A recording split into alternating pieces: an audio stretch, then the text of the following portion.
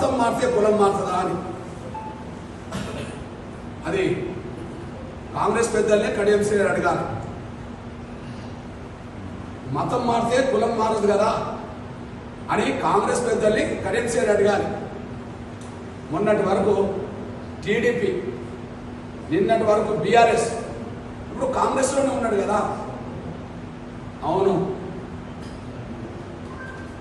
కారణమేమైనా రాజ్యాంగం కాంగ్రెస్ తీసుకొచ్చిన చట్టం మేరకే, కారణమేమైనా కాంగ్రెస్ తీసుకొచ్చిన చట్టం మేరకే దళితులు ఇతర మతాలలోకి వెళ్తే హిందువులు, దళితులు హిందువులు అవుతే తప్ప ఇతర మతాలకు పోతే వాళ్ళకు ఎస్సీ రిజర్వేషన్ వర్తించమని చెప్పి చట్టమే చెప్తుంది. చట్టం న్యాయమా ధర్మమా కాదని నేను చర్చ పెట్టట్లా. ఇప్పుడున్న చట్టం గురించే మాట్లాడుతున్నాను. చట్టం న్యాయమా ధర్మమా అధర్మమనే మాట్లాడుతున్నాను. ఇప్పుడున్న చట్టం గురించి మాట్లాడుతున్నాను. ముందుగా దేశంలో షెడ్యూల్ కులాలకు రిజర్వేషన్ వర్తింపజేసింది హిందూ విశ్వాసాలకు సంబంధించిన దళితులకే ఎస్సీ రిజర్వేషన్ వర్తించినాయి. అప్పుడు బౌద్ధ మతంలోకి వెళ్ళిన ఎస్సీ రిజర్వేషన్ వర్తించేది కాదు. దళితులు సిక్కు మతంలోకి వెళ్ళిన ఎస్సీ రిజర్వేషన్ వర్తించేది కాదు. క్రైస్తవ మతంలోకి వెళ్ళిన ఎస్సీ రిజర్వేషన్ వర్తించేది కాదు. అదే సమయంలో ముస్లిం మతం విశ్వాసాలకు వెళ్ళిన ఎస్సీ రిజర్వేషన్ వర్తించేది కాదు. అంటే భారత రాజ్యాంగం చట్టం ఏం చెప్పిందంటే 1950లో, భారత రాజ్యాంగం చట్టం ఏం చెప్పిందంటే 1950లో షెడ్యూల్ కులాల రిజర్వేషన్ అనేది హిందూ దళితులకు మాత్రమే వర్తిస్తాయి అని రాజ్యాంగం ఉన్నది. మరి ఈ రాజ్యాంగం రాసింది, రాజ్యాంగం అమలులోకి తీసుకొచ్చింది ఎవరు? కాంగ్రెసే కదా. ఇప్పటివరకు అది ఇంకా మార్పు జరగలేదు కదా. మార్పు జరిగినప్పుడు మాట్లాడుకుందాం. కానీ రెండు మతాల వెసులుబాటు ఇచ్చారు. మన తర్వాత రాజ్యాంగ సవరణ రెండు మతాలకు మళ్ళీ ఇస్తారు. ఒకటి దళితులు, మళ్ళీ సిక్కు మతం తీసుకున్న వాళ్ళకి ఎస్సీ రిజర్వేషన్ వర్తిస్తాయి. తర్వాత రాజ్యాంగ సవరణ. దళితులు బౌద్ధ మతం తీసుకున్న ఎస్సీ రిజర్వేషన్ వర్తిస్తాయి. ముందోమో కేవలం హిందూ దళితులకు మాత్రమే ఎస్సీ రిజర్వేషన్ వర్తించాలని చట్టం ఉన్నది. కాబట్టి బౌద్ధులకు లేవు, అప్పుడు దళితులు బౌద్ధులు అవుతే బౌద్ధులకు లేవు, దళితులు ముస్లింలు అవుతే వాళ్ళకు లేవు, దళితులు సిక్కులైనా వాళ్ళకు లేవు, క్రైస్తవులైనా లేవు. కానీ మధ్యలో రెండు మతాలకు సంబంధించిన వాళ్ళకు వెసులుబాటు ఇచ్చారు. ఒకటి సిక్కు మతంలోకి వెళ్ళినా రిజర్వేషన్ వర్తిస్తున్నాయి రాజ్యాంగ సవరణ ద్వారా. రెండు బౌద్ధ మతంలోకి వెళ్ళినా రిజర్వేషన్ వర్తిస్తున్నాయి రాజ్యాంగ సవరణ. ఇప్పుడు దళిత క్రైస్తవులకు నిజంగా ఎస్సీ రిజర్వేషన్ వర్తించం.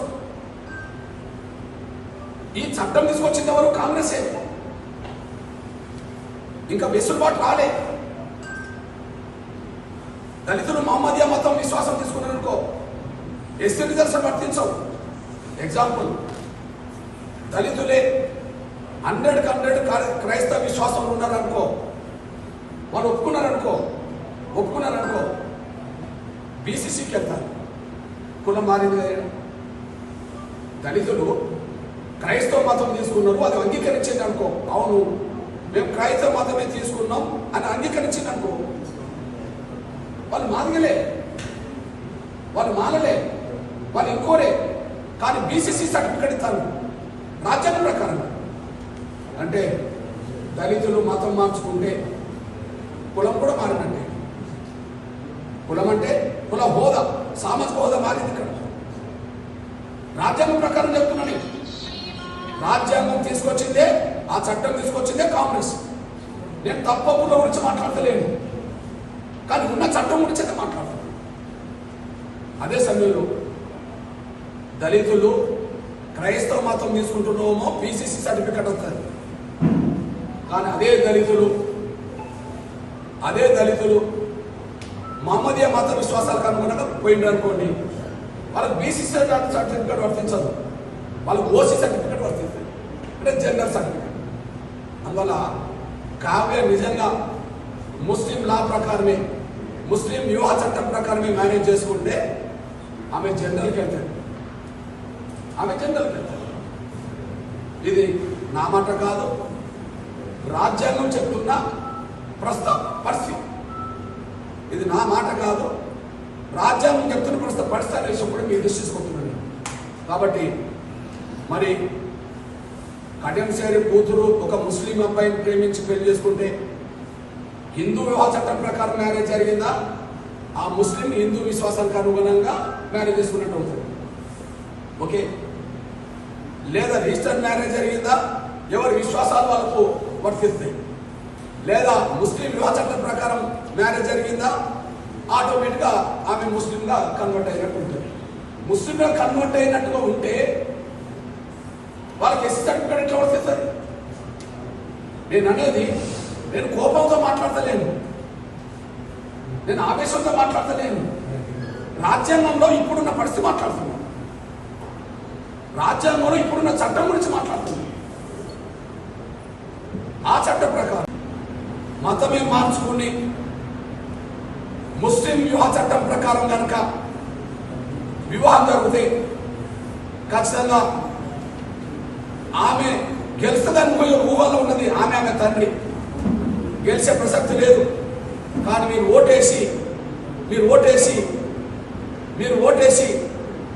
ఒకవేళ గెలిపిస్తే ఆటోమేటిక్గా అది రద్దు అయిపోతుంది, మళ్ళీ ఉప ఎన్నిక వస్తుంది.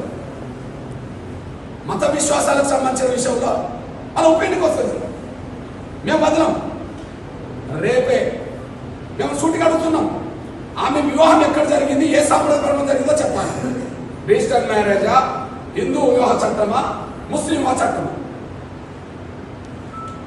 హిందూ వివాహ చట్టం అవుతే ఆయన ఇటు మారాల్సి వస్తుంది, ముస్లిం లా ప్రకారం అవుతే ఈమె అటు మారాల్సి వస్తుంది. నాకు తెలిసి ఈమె పేరు కూడా ముస్లిం పేరుగా బయటకు వచ్చేసింది. నాకు అనుమానం ఉన్నది, నివృత్తి చేయండి.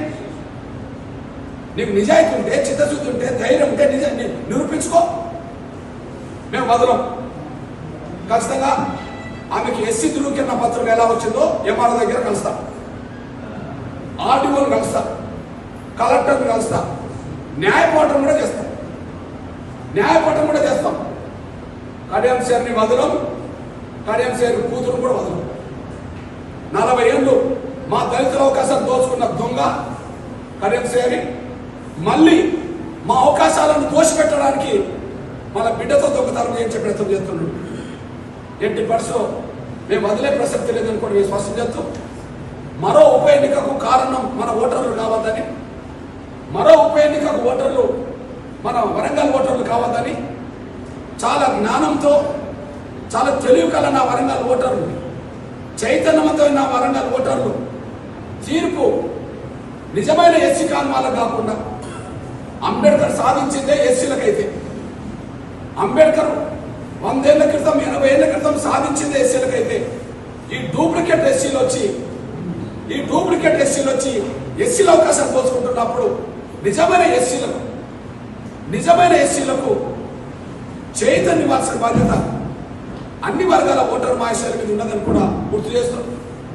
నా వరంగల్ ఓటర్లు ఆ చైతన్యం ప్రదర్శించి నిజమైన ఎస్సీలకు సంబంధించిన అభ్యర్థులను గెలిపించుకోవడానికి మీ సహాయ సహకారాలు ఓటు ద్వారా అందించాలని చెప్పి నా వరంగల్ ప్రజలందరికీ, నా వరంగల్ ఓటర్ మహాశయులందరికీ, నా సోదరులందరికీ నేను విజ్ఞప్తి చేస్తున్నా, పిలుపునిస్తున్నా. ప్రతి నికాకు ముస్లిం మత పెద్దలు ఈ రెండింటిగా సంతకాలు పెట్టించుకుంటారు. కాబట్టి ఆమె ఏ రోజు రిజిస్టర్ మ్యారేజ్ చేసుకున్నదో తేదీ బయట పెట్టాలి. ఒకవేళ హిందూ చట్టం మ్యారేజ్ చేసుకుంటే ఏ దేవాలయంలో అతన్ని కన్వర్ట్ చేసుకొని, ఎవరు కావ్య భర్తను కన్వర్ట్ చేసుకొని ఏ హిందూ దేవాలయంలో లేదా ఏ ఆర్య సమాజంలో మ్యారేజ్ చేసుకున్నదో ఆ తేదీ బయట పెట్టాలి. లేదా ముస్లిం వివాహ చట్టం ప్రకారం ఎక్కడ చేసుకున్నదో అదన్న బయట పెట్టాలి. దాపరిక మాత్రం వద్దని కడియం శ్రీకి నీతి నిజాయితీ విలువలు ఉంటే ఆమెకి ఏ సర్టిఫికెట్ వర్తిస్తుందో రేపు బహిరంగ తేలబోతుందని కూడా మేము స్పష్టం చేస్తాం. మాకు అనుమానాలు ఉన్నాయి. కడియం సారి కూతురు రిజిస్టర్ మ్యారేజ్ చేసుకున్నదనే దానికంటే ముస్లిం లా ప్రకారమే మ్యారేజ్ చేసుకున్నారనే అనుమానాలు మాకు ఉన్నాయి. ఎందుకంటే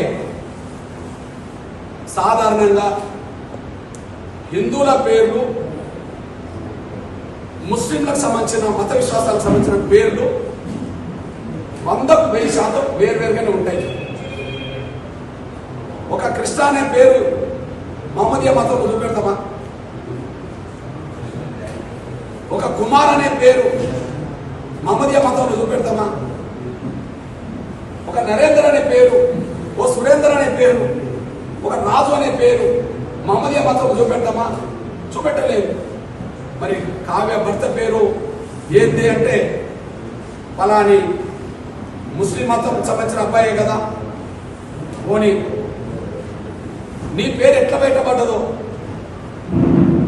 మ్యారేజ్ చేసుకున్నప్పుడు ఈమె పేరు ఎట్లా బయటపడ్డదో, ఈమె పేరు కూడా కొంతమంది ముస్లిం సంబంధించిన నేమ్గానే బయట ఎక్స్పోజ్ చేస్తున్నారు కదా. అంటే ఇది ఎప్పటి నుండి వచ్చినట్టు అంటే ముస్లిం వివాహ చట్టం ప్రకారంగా హిందూ అమ్మాయి అఫిడవిట్ దాఖలు చేస్తే పేరు మార్చి వివాహం చేస్తారనే విషయం ముస్లిం వివాహ చట్టం ప్రకారంగా తెలుస్తున్నది. కాబట్టి నేను వరంగల్ ఓటర్ మహాశయులకు విజ్ఞప్తి చేస్తున్నా. ఆమె నేను ఒక మాట మాట్లాడిండు, నా కూతురు కావ్య గెలిచినాక కృష్ణమాది గారు ఇంటికి వచ్చి దండం పెడుతున్నాం అని చెప్పి. నీ ముఖమే చూడలేను ఇక, నీ బిడ్డ ముఖం ఎట్లా చూస్తావు? ఇక నీ ముఖమేదిగా చూడలేము, నీ బిడ్డ మెట్ల ముఖం ఎట్లా చూస్తాం? నువ్వే 40 ఏళ్ళు దళితుల అవకాశం దోచుకున్నావు, దోపిడిదారుడు నువ్వే. నిజమైన ఎస్సీ కాకపోయినా ఒక దొంగ సర్టిఫికేట్ పెట్టుకొని నువ్వే 40 ఏళ్ళు మాదిగా దళిత కులాల అవకాశాలు దోచుకున్నావు. నువ్వు దోపిడిదారువి, నువ్వు దొంగవు, మా అవకాశాలు దోచుకున్న దొంగవు. నిన్నటి వరకు నువ్వు రేవంత్ రెడ్డి అన్న మాట అనేంత వరకు మాకే తెలియదు. రేవంత్ రెడ్డి గారు ఆ మాట అనేంత వరకు నాకే తెలియదు. నువ్వు నిన్నటి వరకు పైనలే అనుకున్నా, నువ్వు పైనల కదా నైనే చెప్పేసిండు. కాబట్టి నువ్వు దళితుల అవకాశాలు దోచుకున్న దొంగవు నువ్వు. నీ ముఖమే నేను చూడలేను, నీ బిడ్డ ముఖం ఎందుకు చూస్తాం? నీ ముఖమే చూడలేను, నీ బిడ్డ ముఖం ఎందుకు చూస్తాం? ఇకపోతే దండం పెడతాం అంటున్నావు. ఏదో ఒక రోజు ఇవన్నీ నిరూపించి అంబేద్కర్ కాడ నిన్ను ముక్కుకు నేలకు రాపిస్తా.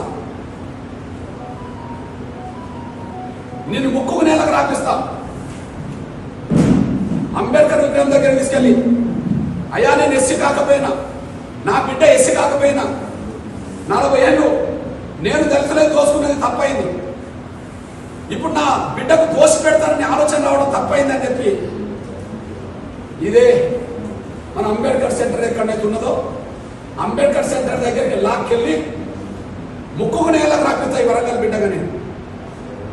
నువ్వే 40 ఏళ్ళు దొంగ ఎస్సీ సర్టిఫికెట్తో దళితుల అవకాశాలు దోసుకున్నావు. మరో 40 ఏళ్ళు నీ బిడ్డకు దోషి పెట్టడానికి ప్రయత్నం చేస్తున్నావు.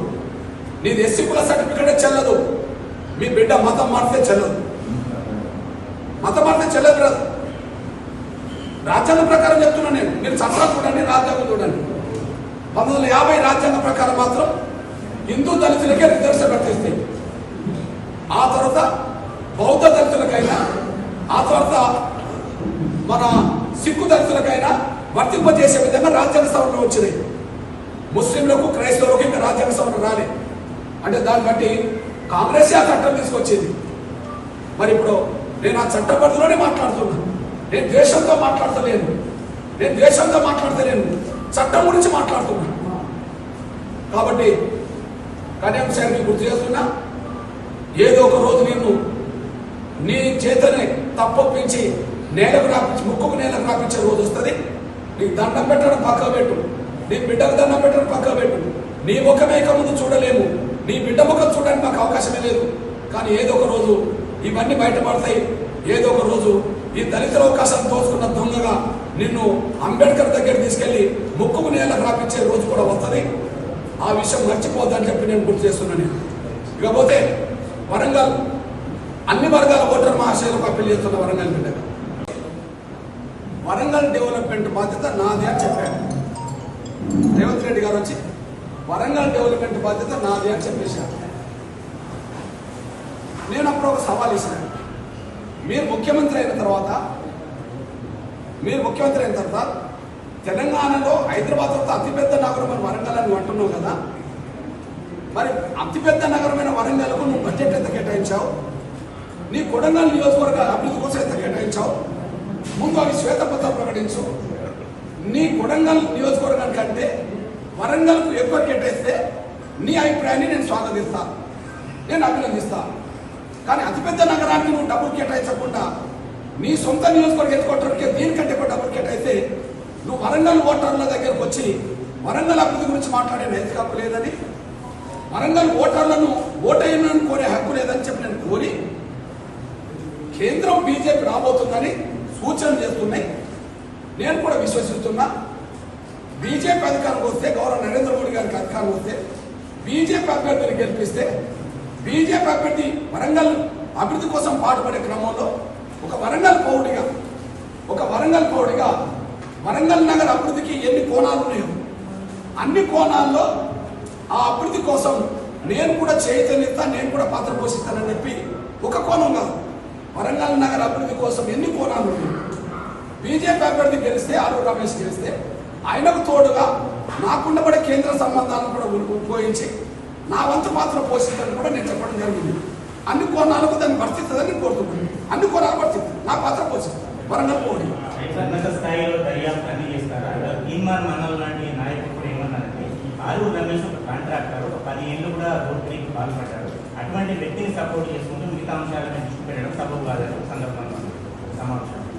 మీరు ఒకసారి గమనించండి బ్రదర్, ఈ దేశంలో కాంట్రాక్ట్ వ్యవస్థ అనేది చట్టబద్ధమే కదా బ్రదర్.